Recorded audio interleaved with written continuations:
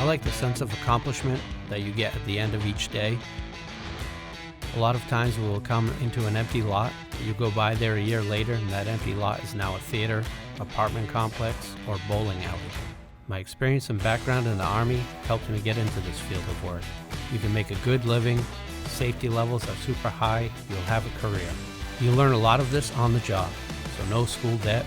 I would tell someone starting out, go the trade route because it's 100% that you can enter at the ground level, you can make a bet on yourself, work hard, learn everything you can, then you'll have the opportunity to grow and get educated in the trades.